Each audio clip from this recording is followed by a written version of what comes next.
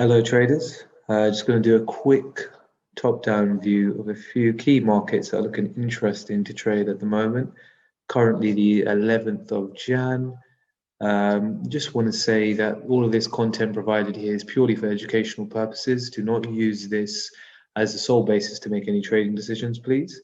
And if you find this analysis adds value to your own trading style or your own analysis, please do visit traderbook.com, where there's mentorship programs available as well as courses available to learn more in depth about the strategies we use, including our entry and exit conditions and how we scope for opportunities. But let's move on to the first market we're going to have a quick look at, and that is the NASDAQ. This is going to be essentially a naked analysis. I'm not going to have any indicators here. Guys, you don't really need indicators to come up with your trading ideas, but they can add value when used correctly, of course. Now, I personally have been looking for longs in this market for the last year or two plus, to be very honest. I haven't actually sold the NASDAQ at all, in all honesty. And I would say if you are trying to catch some of those sells, which can be very lucrative, be very wary of the potential turning points, as well as tight risk, very small stop losses. So on the weekly, what we've got a new high that's been broken through to the upside around 13,150, 13,130 mark, and we can actually see that there's been somewhat of a retreat and correction from this top, but it's still very much holding near the 13,000 level, and that's on the weekly. If we come down to the daily, we can see that there was quite a strong area of resistance below the 13,000 level that was broken through to the upside, and we are currently trading in what was effectively resistance before but has now become support. So potentially it's going to be a good opportunity to buy back into this market, depending on your R&R and your time horizon which you're holding. But just for your information, I buy shares in the NASDAQ quite frequently, looking at a month-to-month basis. But again, you have to be very careful to buy where it is right now because we're very close to the highs. I personally would wait for a deeper retracement before looking to enter in on a bigger position.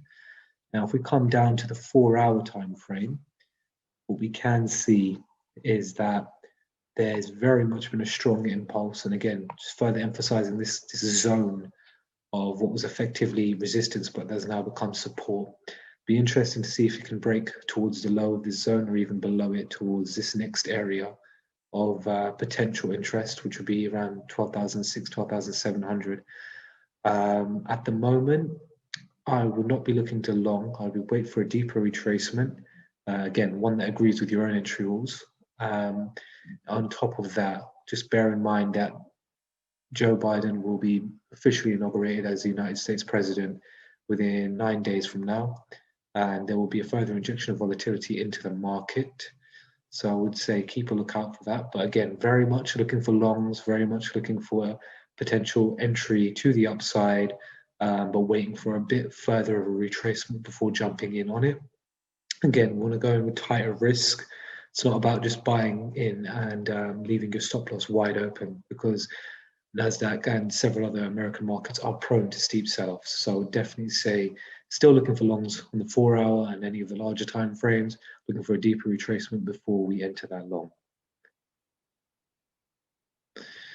All right, guys, so the second market we're going to take a little look at is cable. So that's pound against the US dollar. Again, we have broken out of a key area of previous resistance, but now effectively turned support around the mid 134s, 1345s, peaked around 137, just about thereabouts, and has since seen somewhat of a retracement and sell-off back towards this zone of previous resistance, but now effectively support. Now, before re-entering in this market, I've actually been trading both sides of this market because it's fitting with the style in which I trade at the moment. And for anyone that watches cable or trades GBP pairs in general, you'll notice how volatile the moves to the upside and downside are. That being said, if we go with our core rules and we agree with what direction the market's been going in for the past give or take 8 to 10 months. It's very much to the upside after that steep sell-off that occurred, when the coronavirus was initially introduced and the first lockdown was introduced in March of last year.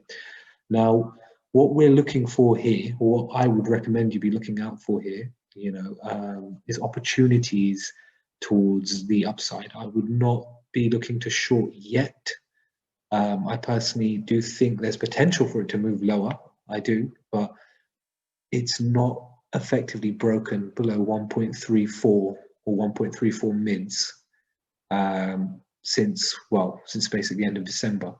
Now, it's still in an uptrend. The trend seems relatively strong. My entry conditions have not been satisfied yet. So even if we come down to the 4-hour, you can see very much consolidating in this range between 135 and 136, 137.